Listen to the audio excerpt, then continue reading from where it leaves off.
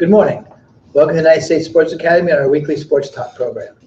Well, here we are at the end of the college athletic season when we have the Women's College World Series starting this weekend in Oklahoma City and the road to Omaha with the Men's Baseball World Series. The regional tournaments getting underway at 16 sites around the country this actually Thursday, tomorrow. Friday. Tomorrow's the first. I thought the third. Yeah, the third. You're right. Friday the 3rd is the first game of the men's regionals at 16 different sites around the country. But let's start with softball. I think it's kind of interesting that we have Georgia and Florida State, UCLA versus Auburn in the top half of the bracket. It's up until a few years ago the both World Series was truly an 18 double elimination tournament. Then they changed it to 2 14 double eliminations and a best 2 out of 3. I'm sure that getting 2 out of 2 primetime, at least 2 primetime games on television had nothing to do with the change and the advertising that goes along with it. Speaking of ESPN, which covers all these games, did you see where the basketball game the other night was the largest cable viewing in the history of the NBA? Because it was on ESPN, the Warriors and Oklahoma City. Anyway, back to softball. We've got 1, 2, 3, 4 SEC teams, which is one of the things that's kind of interesting about having 4 SEC teams in the World Series is that in the history of softball, the SEC's only won 3 times. Alabama once, Florida the last 2 years, and up until 2005 when Michigan won. That was the first year that they did the best 2 out of 3. Michigan beat Tennessee when Monica Abbott was pitching for them. But up until 2005, when Michigan won in 2005, they were the first team ever from east of the Mississippi to win the Women's College World Series. So there's kind of a seismic shift in softball power. Although we still have UCLA and Oklahoma. UCLA coming in as a 12 seed, but they've won a lot of national championships in softball. I can't remember. It's a big number. And then Michigan, of course, who won it in 2005, and Oklahoma, who won it a few years ago. They're the runner-up last year as well. Yep. So we've got the potential is really there for an Auburn Alabama championship series. It certainly is. And Auburn's got by far the easier path to the championship series because of the upsets, because of Georgia upsetting the 2-time defending national champion in Florida and UCLA upsetting Oregon. Auburn's in there as a 4 seed, but the other 3 teams in their half of the bracket are the 8 seed, the 12 seed, and the 16 seed. Where on Alabama's side, you've got the 2, the 3, the 6. And so the only real upset was LSU as the 10 seed beating James Madison, the 7 seed, and those are 2 pretty good games up there. Beware of Michigan. Michigan. They've beaten everybody who's in the field this season. They've beaten all 7 of those other teams. 4 of those other teams. That's a good thing going in. It's Auburn got what's the girl's name, Hagan, one of their best players who missed the entire regular season and came back for the tournament. That was a big boost for them, because there were people talking about during the regular season why wasn't Auburn playing better, and then all of a sudden they come up and win the SEC tournament, go through the regional undefeated, and then lose the first game of the super regional to Arizona, and then come back and beat them 6-1, and I think 5-1 and 6-1, and played really well in the super regional. So Sarah, who do you like in each half of the bracket there? Who do you see going through to the championship series? I see Michigan getting by LSU. Okay. And Alabama and or Oklahoma. Kind of a hard decision on the other one because I'm pretty loyal to UCLA, but No. I think Auburn can go far in the tournament, but I don't think they're going to go all the way. Okay. ESPN just picked Casey Clark. ESPNW picked Casey Clark as the player of the year in softball, the third baseman for Auburn. Mm-hmm. So they moved her up to second in the super regional to get her more at bats, which is kind of interesting since she batted third all year. Everybody's discounting Georgia and Florida State, but they might make some waves of their own. Sure. Well, Georgia beat the two-time defending national champions 2 straight. Kind of dramatic fashion in game 2. They're down 2-1, bottom of the 7th, man on, and a girl from Georgia hits a walk-off homer and eliminates Florida. So they've got that going for them. So so I'm hearing you say Michigan, UCLA. Yeah. Mm-hmm. Okay. Yeah. I wasn't very confident, was it? No. Who do you like? I'm going to say Auburn of Michigan. Auburn and Michigan. I like the shortstop from Michigan. I think she's a true leader. I think ESPN did a special on her, and how she's taken that program to another level with her place, and she's stepped on campus as a freshman. I saw that the girl that pitched for Michigan in 2005 is now an announcer on ESPN. I saw her on TV last week. Much as I hate to say Michigan's going to be there, I think they are. They're out for redemption. Yeah. I like Auburn on the top half of the bracket. No favoritism there. I think that I think they're just the class of that bracket. I do too. I think they're fortunate about the upsets that happened in Florida. But then again, they won the SEC tournament with Florida in it and beat Florida along the way. So, but not having Florida there is definitely makes the road a little bit easier. I think Clint Myers has done a fabulous job. This is his 3rd year at Auburn and their 2nd trip to the Women's College World Series, so you can't argue with that. And they beat one of the legendary programs in the Super Regional in Arizona. What's their coach's name? Kendrizi? Kendra. Mike Kendrea. Yeah, Mike Kendrea, who's I believe has coached the Olympic team in the past. Several years. Yeah. Great coach, great program, and Auburn was fortunate enough to. Beautiful facility on that campus. You ever been there? Mm-hmm. That's beautiful. Yeah, Yeah. Auburn's got a pretty nice facility too. Yeah. Jane Moorfield, we were watching that on TV.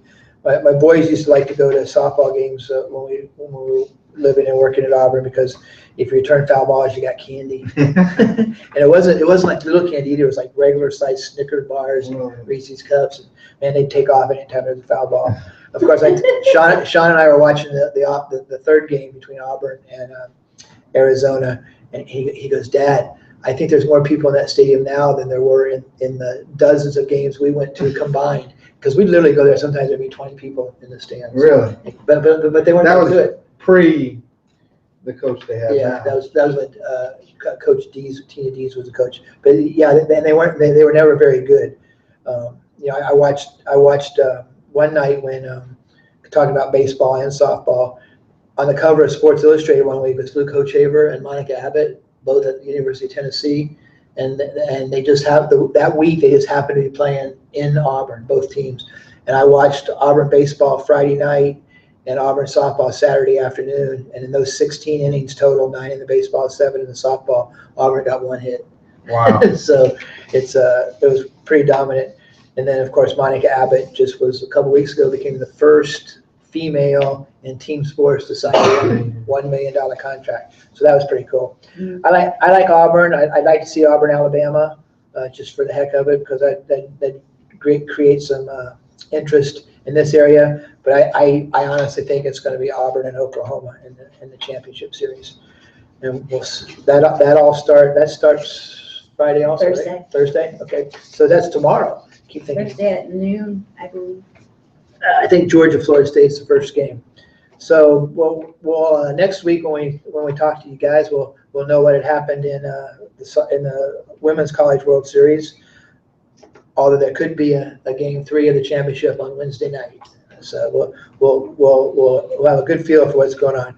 Okay, let's switch our sights to baseball. They just announced the pairings on Monday. That's a tradition that they do it on Memorial Day. And there was a little bit of controversy this year. Brett was out west for a high school graduation. He said the big talk out there was Oregon State not making the tournament. Yeah. Something I read today was that North Carolina has an RPI of 19, 19. and that's the best RPI ever not to make the tournament. And there's one team with a losing record in the tournament.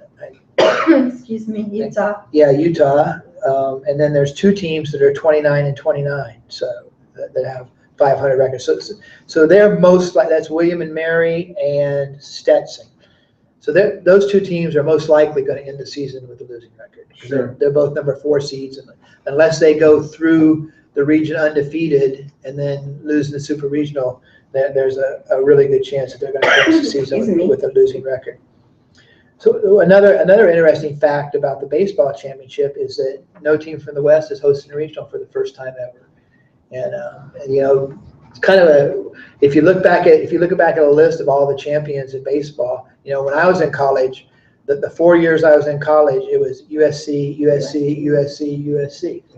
And Arizona was always good. Arizona State was always good. Cal State Fullerton. Mm-hmm. It was just it kind of the same way with softball.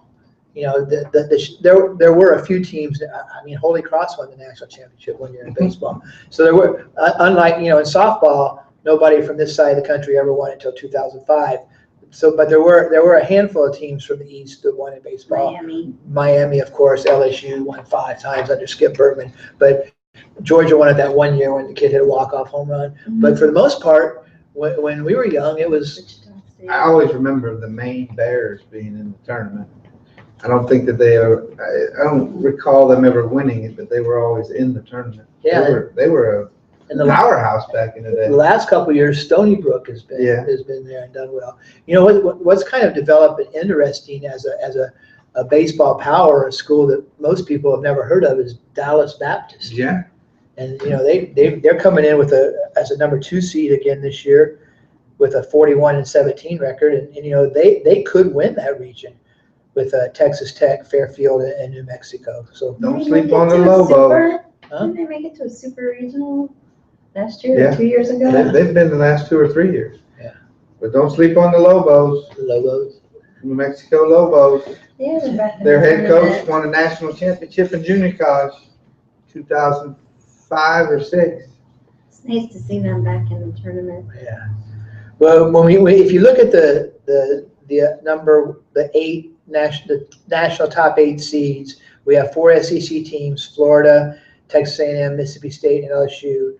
3 ACC teams: Louisville, Miami, and Clemson, and then the one outsider being Texas Tech from the Big 12. But if you look at all of the 16 teams that are hosting regionals this weekend, 7 of them are from the ACC, 6 of them are from the SEC. And then we have our buddies from Louisiana Lafayette. From the Sun Belt. The Sun Belt. Mm-hmm. And we forgot to mention South Alabama going to the Tallahassee Regional as a number 3 seed, which is, according to the University of South Alabama, is about 12 miles from where we're sitting right now. So 3-hour trip. Yeah, it's a good. It's kind of interesting that there's 2 teams from the state of Alabama in the baseball tournament, and it's Alabama State and Southern and South Alabama instead of Auburn and Alabama. Southern Miss is with them. Yeah, but I looked at one guy who ESPN expert who picked the whole bracket, and he actually had Southern Miss winning that regional, coming out of that regional. Brett played baseball at South Alabama and knows more about it than I do. So correct me if I'm wrong, but I think South beat Southern Mississippi twice this year. They did during the regular season, so that'll be a good one. But they split with Alabama State. That's right. Alabama State and Bethune-Cookman, the 2 HBCUs that are in the tournament this year, which is good. Hope both of them do well. Bethune-Cookman is perennial. Well, the coach at Alabama State now came from Bethune-Cookman. Right. Okay. He's the one that kind of resurrected the program of Bethune-Cookman, then moved to Alabama State. They won an ungodly amount of conference games in a row when he was at Bethune-Cookman. I don't think they lost a conference game in like 5 or 6 years when he was the head coach down there. And then Alabama State made him a pretty sweet deal, built a brand new facility. And the team with the best record in the entire tournament is Bryant at 47-10. They're a number 2 seed in the Charlottesville regional with Virginia. I took a quick look at them. They went 27-4 in conference. Wow. And they beat Kentucky, Maryland, and Boston College during the regular season. And Boston College is in the tournament. Kentucky is one of those teams that everybody said should have been in the tournament because they had an RPA like 22 or something. And of course, Maryland, although they're not a perennial baseball, they are a member of the Big Ten. And so, Bryant's got some good wins in addition to their outstanding 27-4 conference record. So they're a team to look at maybe as well. So who do you guys like? Obviously, we're not going to pick all the way to the championship, but who are some teams you're really interested in watching during the college baseball playoffs? Sarah? I think Mississippi State's going to have a really hard time because they put Cal State Fullerton in their region. So it's going to be interesting to see who survives out of that. It'd be nice to see Mississippi State host a super regional. You just want to The big- know. The big story about the SEC this year is how Mississippi State went from last to first. Yeah. That's the feel-good story. Some critics have picked against them, thinking that Fullerton's going to come out of that. But I think Florida's got the easiest path. One article I read said that North Carolina State had the toughest regional Mm-hmm. because Coastal I heard that too. Carolina is really good. Navy's won 42 games. Yeah. Right, everybody's picking Florida, even though they didn't win the SEC tournament. Texas A&M did. They've been pretty much number one all season. They've got the one player. What's his name? Pucka or The three. They have the three top pitchers, Yeah. and they have, Peter Alonso is coming back for regionals. the one He was guy. out with a broken The one pitcher everybody thinks is going to be the number one overall pick. puck. Puck. That's it. In The big lefty. in the draft that comes up, and the draft usually comes up with the week of It's the. June 9th this year. Okay, so it's It's right in between regionals and super regionals. So a lot of those kids will be. Flying on cloud nine. Yeah. Yeah. I saw Dansby Swanson play in Mobile last week. He's with he was a Vanderbilt shortstop who was the number one overall draft pick last year. He's now in Double-A ball with the Mississippi Braves, and he was batting .309 at the beginning of the game, and he only went 1 for 5 that night, but he played a fabulous shortstop. He made 3 or 4 big league plays, and the big league plays aren't as easy in Double-A ball as they are in the big leagues because No. those fields aren't quite as smooth, Right. to put it bluntly. What's really intriguing is some of the potential matchups. For example, the first game of the first round of the College World Series, we could have Ole Miss versus Mississippi State if they both come out of their regionals. We could have Clemson, South Carolina in a super regional, which would be fascinating. We could have Florida State in a super regional. LSU, Vanderbilt. Those are all number one seeds win. Traditionally, we will have some upsets. I think Dallas Baptist could upset Texas Tech. I think that would not be a big surprise at all. It'll be interesting to see. Virginia went to the championship 2 years back to back against And they were Vanderbilt, defending national and they champions. split right. Right. Virginia won one and Vanderbilt won one. So there's all kinds of great teams in this. It'll be interesting to see. I did look through the brackets. Even though the ACC has 10 teams in the tournament, they cannot have all 8 teams in the World Series. They can only have 7. The way they're dispersed throughout the bracket. There's one part over here, the Mississippi State and Louisiana Lafayette. Those 2 regionals right there. There's no ACC team. And if you look on the left side, the Texas Tech regional and the Virginia regional, there's no SEC team. So the SEC could have 7 teams in the College World Series. The ACC could have 7 teams in the College World Series. I think if you have 10 teams like the ACC, they should spread them out more so that you have a possibility. How cool would it be to have 8 ACC teams in the College World Series? Well, Virginia won it last year, and they were a 3 seed. Yeah, it's true. Almost didn't get in. Yeah, they were one of the last team in, I think. South Alabama, some people are saying was the last team in. That's the Yes. story I read is they were the last team in. That's, And the big controversy is that their Been athletic confirmed. director, Joel Urban, is the head of the baseball committee. And Pat Casey took offense to that. So, being in the Pac-12, Pat Casey is the coach at Oklahoma, Oregon Oregon State. Yeah. They won, he, they won back-to-back about 7-8 years ago, right? Right. Yeah. And, 06-07. they swept Arizona State. Mhm. They took 2 out of 3 from Arizona, had a better RPI than Washington.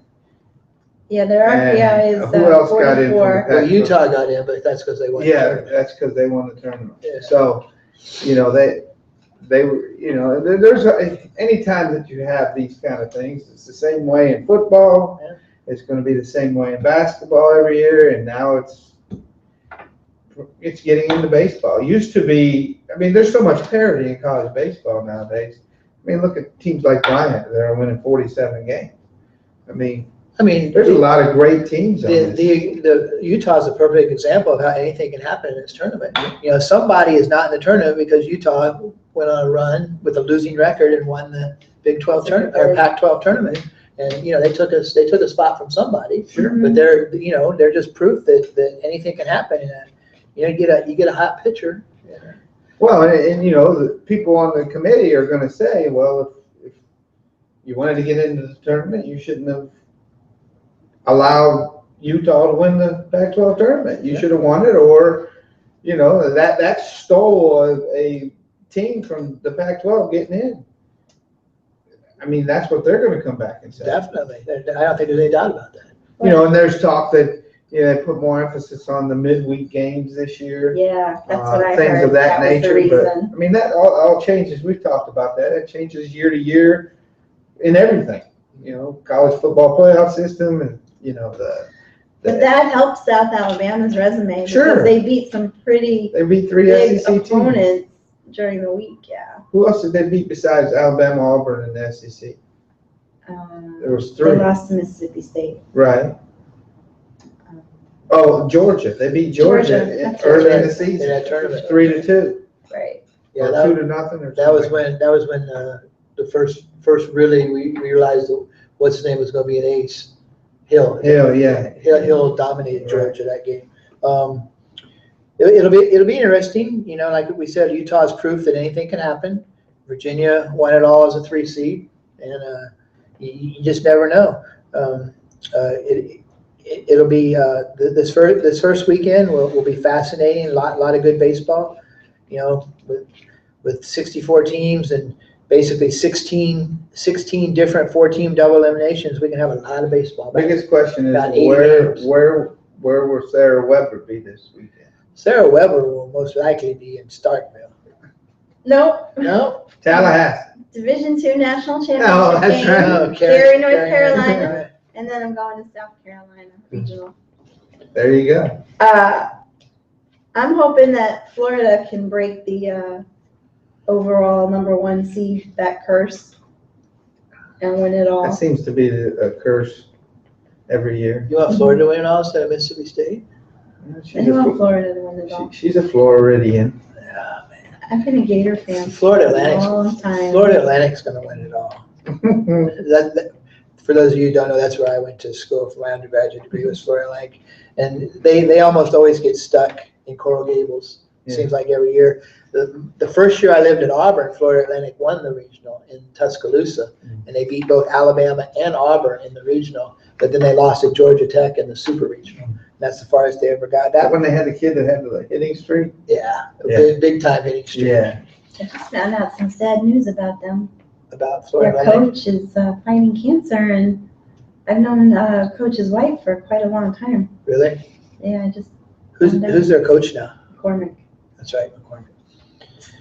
So, by this time next week, we will have Super. 16 teams Yeah. left, and we'll know what the matchups are for the super regionals. Like we said, there could be some fascinating ones: Florida State, South Carolina, Clemson. Could be Alabama State, Bethune-Cookman. It could be. Who knows? Mississippi State. I think there's gonna be some Louisiana upsets. Lafayette. if you're a baseball fan, college baseball or softball, this is a great time of year. The Women's College World Series has really grown in popularity in the last 10 years. I mean, it's fascinating to watch. Like I said, when we watched the Auburn game on TV, the bleachers were absolutely packed, and you could walk up. Well, when I lived there, the regular season games were free. You didn't have to pay to get in, and there was hardly ever a decent crowd there. But they're good now, and They draw really well in Oklahoma City. Those Yeah. games Yeah, are they usually do. sold out. they do, and they're all ESPN's got every game, and it's getting the publicity it needs, and we'll see what happens. And there's been some real stars come out of the Women's College World Series. In spite of what that one idiot on Fox said, that I think Jessica Mendoza does a great job as a baseball analyst. I think she's great, and I think a lot of people take exception to. I read this one article that said that women shouldn't be commenting on men's sports. I think that's pretty stupid. I think she does a fabulous job, and I think she's really good. And she came from Arizona, right? yeah. Yeah. Olympic, She's two-time Olympian. Pitcher for Arizona softball. The ladies, the couple of the ladies that do the World Series, the one girl that pitched and played third base for UCLA for so many years, when they were awesome. What the heck's her name? Stacey Newman. No, before that. Anyway, a lot of those. They even have the women's professional softball league now. It's not really big, but we talked a few minutes ago. Monica Abbott, first woman in team sports ever to sign a $1 million contract, and she pitched for University of Tennessee. She should have won a national championship, but their team didn't get her any runs. They got beat 1-0 in 10 innings by Michigan, and then came back the next night and lost 1-0 or 2-1 or something like that. But she pitched her heart out, but couldn't get any support. Kind of like Jake Arrieta last night. Yeah. If you guys didn't see that, Jake Arrieta, it was the first time in 24 games that he started that he didn't get the win, and the Cubs only got one hit. And the last time Arrieta started a game that the Cubs lost was Cole Hamels' no-hitter. So in the bookend games around his 24-game winning streak, the Cubs in 18 innings got a total of one hit. Anyway, our time's almost up, so we'll say goodbye for this week. Enjoy the softball World Series and enjoy the baseball regionals this week. If you live close to one of the 16 sites, get out and watch some really good college baseball. Or Cary, North Carolina. Yeah, Cary, North Carolina for the Division II World Series. And NBA. And of course, we've got tomorrow night, the NBA finals start. I think it's tonight. No, I think Oh, it's the second. You're right. yeah, it's tomorrow Second. night. And NHL we're game 2 is we're only tonight. going to get, sadly, we'll only get 4 games of basketball because Golden State's going to sweep them, but it'll still be fun to watch. So y'all have a good week. We're gonna have him drug tested. We'll talk to you next week at 11:30 a.m. Central Time, live from the United States Sports Academy. Have a great week in sports.